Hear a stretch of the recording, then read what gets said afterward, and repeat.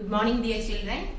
Now we will move to the 8th chapter, propagation of sound waves. Okay. So, in this chapter we are going to discuss about an important topic in physics, which is sound. How can you define sound? Already we have learned about sound, isn't it? So how can you define sound? Sound is a form of energy which produces the sensation of hearing, isn't it? So sound means it is a form of energy. That is the first thing what you have to keep in mind. It is a form of energy. Then it produces the sensation of hearing, isn't it? So that is sound. Then again, what do you know about sound? How is sound produced? Sound is produced by vibrations, isn't it? If a body vibrates, then only sound can be produced. Then the next thing what we have learned about sound is, sound requires a medium for its propagation. It cannot move through vacuum. It needs a medium.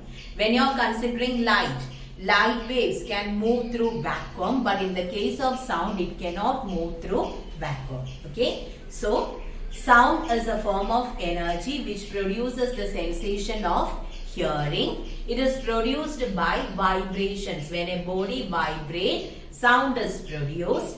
Then what is the next thing? Sound requires a medium for its propagation. Now many examples are given in your textbook to prove that sound is produced by vibrations. So a simple one, when you are taking a rubber band, okay? If you stretch a rubber band and if you pluck on it, I hope you heard the sound.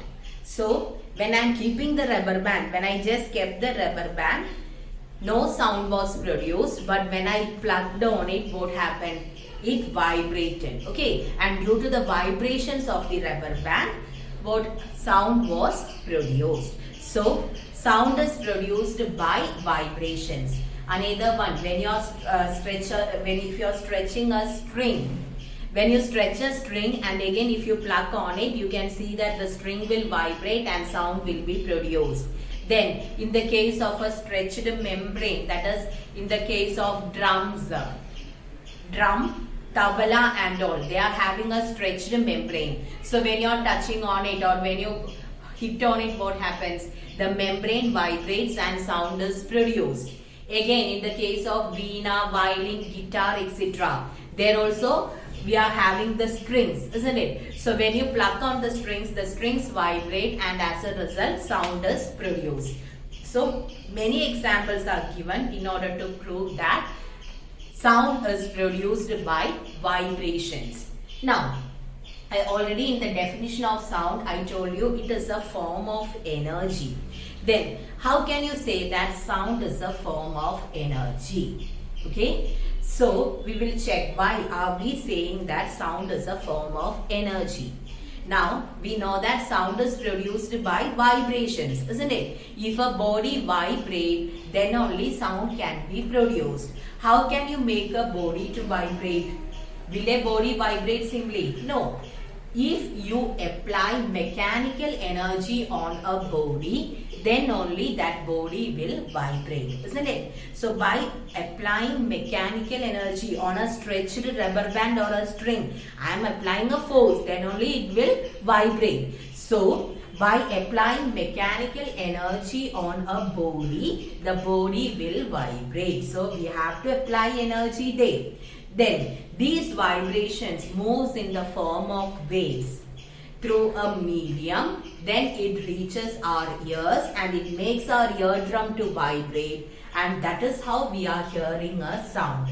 So sound is a form of energy. Okay, sound is a form of energy. The reason is sound is produced by vibrations on a medium. In order to produce vibrations on a medium, we have to apply mechanical energy. Okay, energy can neither be created nor be destroyed. It can only be transformed from one form to another.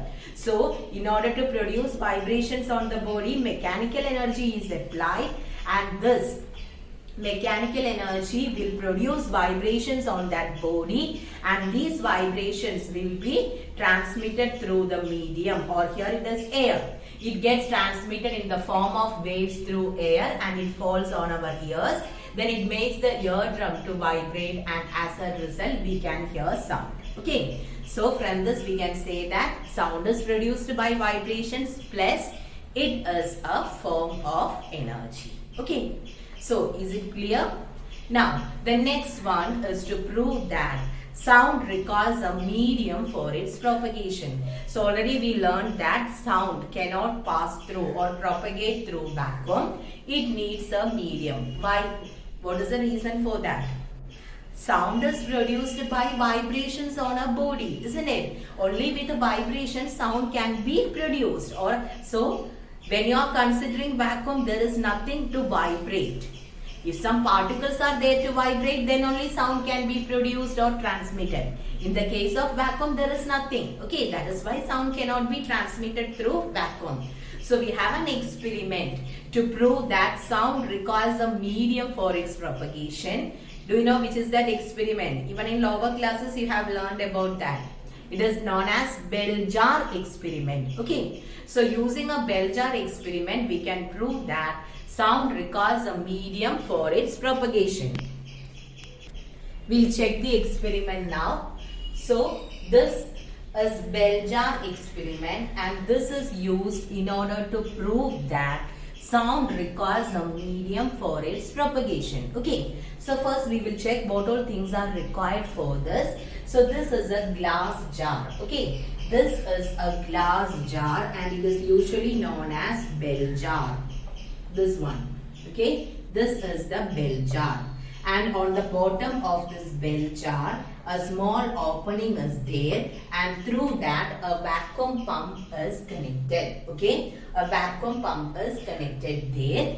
Then this is the knob of the bell jar or the lid, and we have, it is a one-sided or a one-holed cork is used as the lid here. Through that we are giving a connection, that is this part. This is the bell. Okay, it's an electric bell. This electric bell is placed inside the bell jar.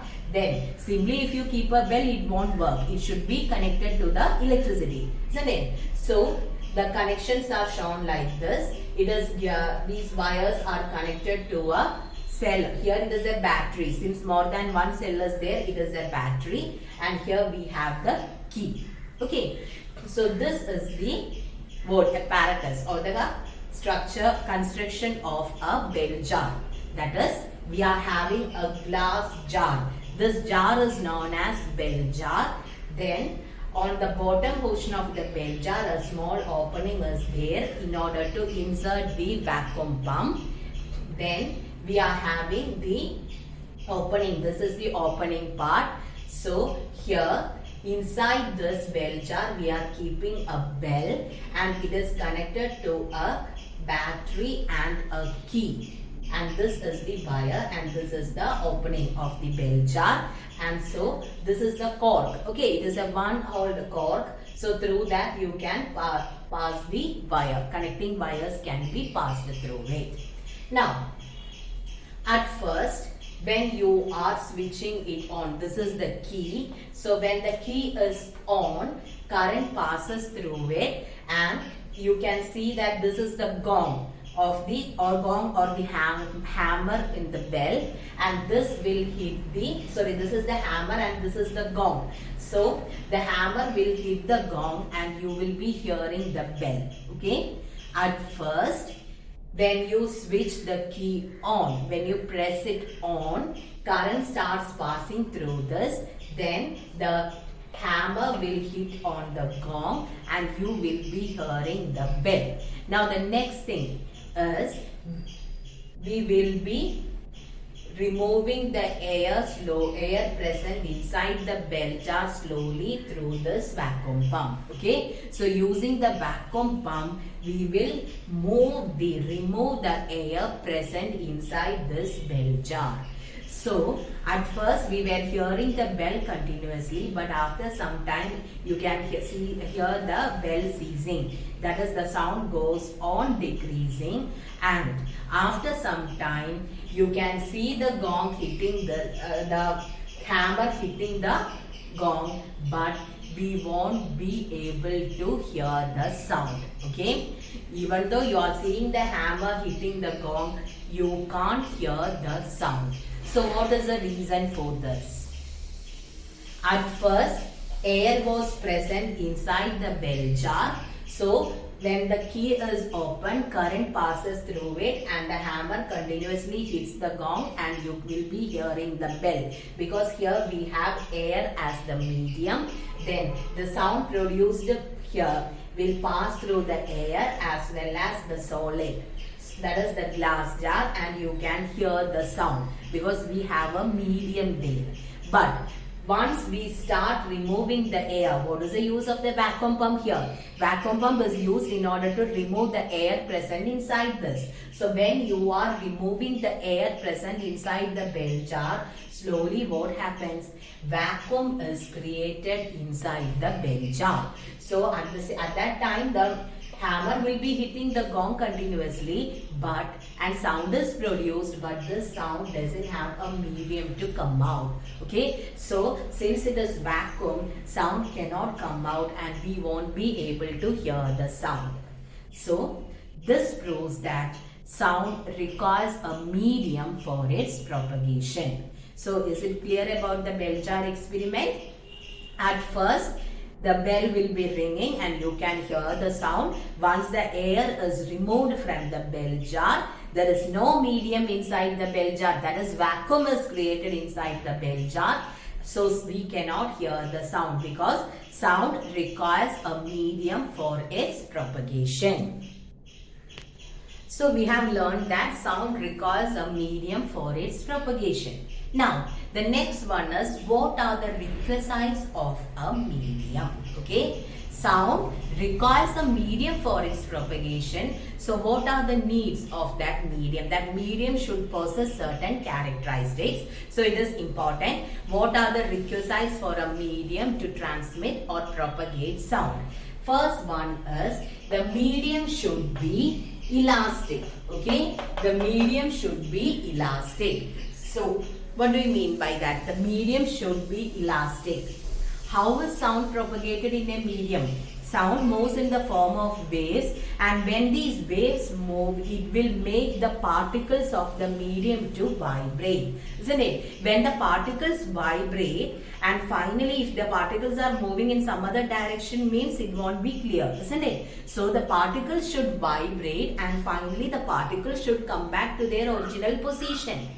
When sound moves through a medium, it makes the particles of the medium to vibrate. When the particles vibrate, after that, once the wave is passed, the particles should come back to its original position. So if the medium is elastic, then only the particles can come back to its initial position. That is why we are saying that the medium should be elastic. If it is a completely rigid one, and if no elasticity at all, means it will be difficult, because the particles should vibrate and then they have to come back to their original position. Now the second one, the medium should possess inertia. If it possesses inertia, then only it can store mechanical energy. Okay, medium should possess inertia in order to store mechanical energy. And the third one, it should be a frictionless surface.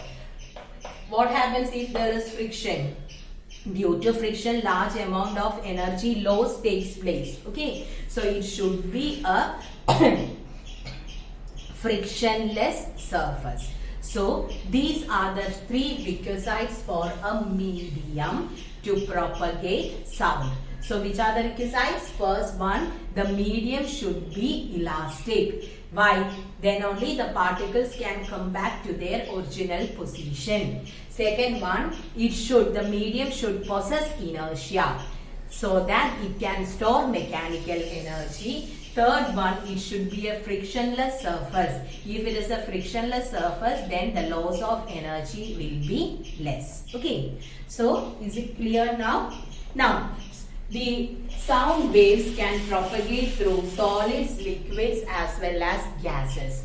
When we learned about light, we told that light can even pass through vacuum, and the speed of light is maximum in vacuum, isn't it? And it is minimum in solids.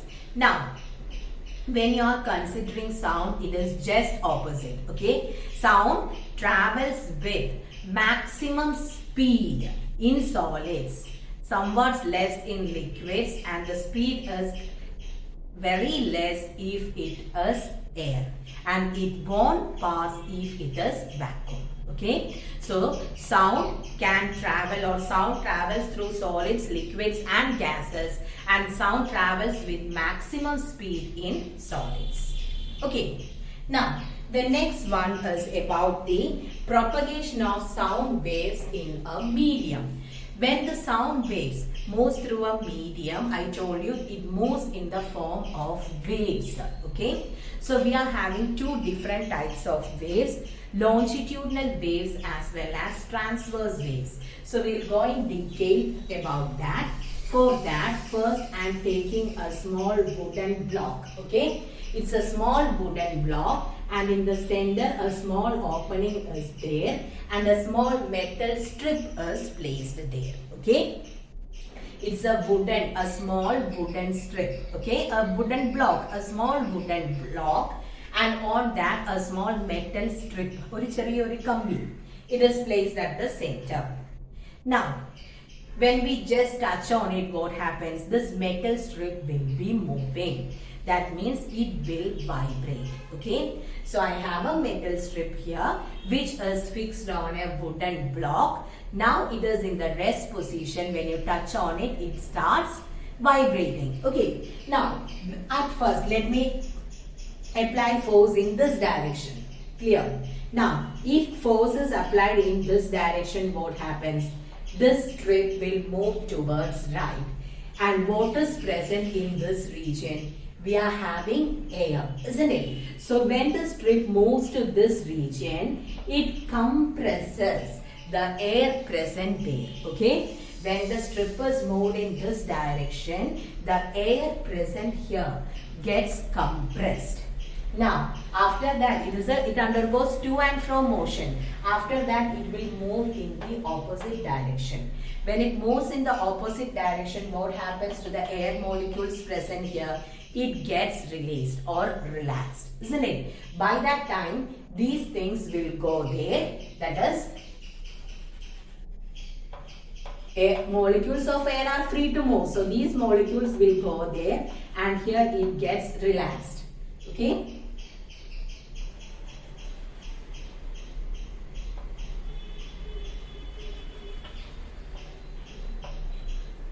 Now, again when it comes, what happens? It compresses the air present there. Then when it moves to the opposite side, it gets relaxed. Then it gets compressed, and this process continues. Okay, I'll repeat once again. I have taken a small wooden block, and on that a small metal strip is placed. Then at first it is in the state of rest. When you just pluck on it, it starts moving. That is, it starts vibrating. To and fro motion will be there. When the strip comes to this side, the air molecules present there gets compressed. That means they comes closer. Then when it moves to the opposite side, these air molecules gets released. Then again when it comes to this side, continuously to and fro motion takes place there, isn't it? So again the air molecules will be compressed. After some time it gets released. So we'll be getting compressions, and these things, that is, the compressed part can be called as compressions, and the relaxed part can be called as rarefactions. Okay, compressions and rarefactions. So a series of compressions and rarefactions are formed here. Okay, And these compressions and rarefactions are moving in the form of waves. Actually, it is a form of wave. Okay, compressions and rarefactions. Here you can see that the particles of the medium vibrate in the direction of propagation of the wave. Wave is moving like this. The particles of the medium are also vibrating in the same direction. And such a wave can be called as longitudinal wave. Okay, longitudinal wave. And here, longitudinal wave moves in the form of compressions and rarefactions. And these waves can move through solids, liquids as well as gases. Okay. So, already I told you, sound moves in the form of waves. Then, waves are of two types. We are having longitudinal waves as well as transverse waves. I have given an example for longitudinal wave. Longitudinal wave means here the particles of the medium vibrate in the direction of propagation of the wave. Wave is moving like this. Particles of the medium are also moving in the same direction. So if the particles of the medium vibrate in the direction of propagation of the wave, we will call it as a longitudinal wave. And in a longitudinal wave, it always moves in the form of compressions and rarefactions. What are compressions? The region where the air particles gets compressed. There you will be getting a compression. When it gets released, you will be getting a rarefaction. So, longitudinal wave moves in the form of compressions and rarefactions. And such waves are formed in solids, liquids as well as gases. Okay. Now about the transverse waves. We'll begin with an example. If you throw a pebble on water, what happens? If you throw a stone or a pebble on water, you can see that, let this be the pebble, some ripples are formed, some disturbances, you can see some disturbances there.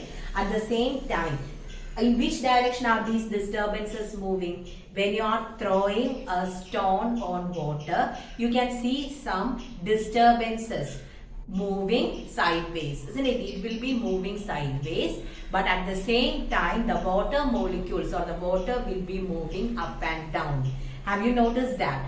The disturbances will be moving like this horizontally. Some disturbance will be moving. At the same time, water particles will be moving up and down.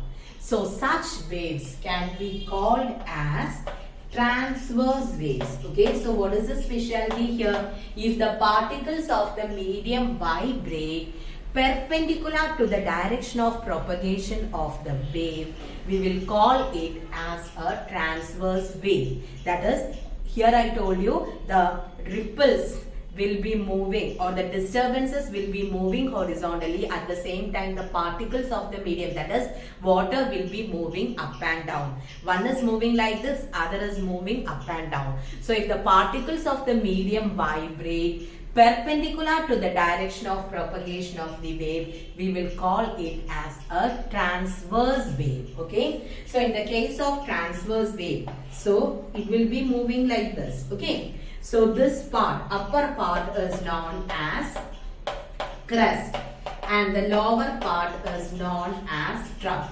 So transverse waves moves in the form of crest and trough. Okay, it moves in the form of crest and trough, and this can be, such waves will be moving in the form of crest. That is, crest means it is the upper part and the trough means it is the lower part. Such waves will be moving in the form of crest and trough. Okay, then these waves are produced only in solids and surface of liquids. That is another thing what you have to keep in mind. Such waves can be produced only on solids as well as surface of liquids. Clear? Why? Because it needs a rigid surface. That is why we are telling solids and surface of liquids. So what all things you have to keep in mind about transverse waves? If the particles of the medium vibrate perpendicular to the direction of propagation of the wave in one direction, particles in perpendicular to it, we will call it as a transverse wave. It moves in the form of crest and trough. That is, in a wave, this upper portion is called crest and the lower portion is called trough. It moves in the form of crest and trough. Then such waves are formed in solids as well as on the surface of liquids. Okay. So, is it clear till this? We have discussed about sound, why it is called as energy, how will sound produced, then an experiment to prove that sound requires a medium for its propagation. That is Bell-jar experiment. What are the requisites for a medium to propagate sound? Then about the two different types of waves. Which are they? Longitudinal and transverse. In a longitudinal wave, the particles of the medium vibrate in the direction of propagation of the wave. Both the particles as well as wave moves in the same direction. It moves in the form of compressions and rarefactions, and it can move in solids, liquids as well as gases. But when you are considering transverse waves, it is here the particles of the medium vibrate perpendicular to the direction of propagation of the wave. It moves in the form of crest and trough, and it can be formed only in solids and surface of liquids. Okay. So thank you children.